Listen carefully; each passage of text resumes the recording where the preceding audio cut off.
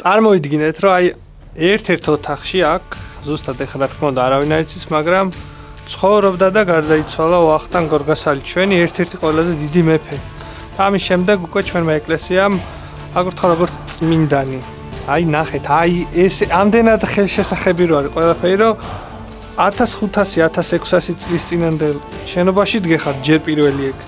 მეორე ის რომ ვახტანგ გორგასლის აშენებულია, თვითონ აქ ცხოვრობდა და აქვე გარდაიცვალა.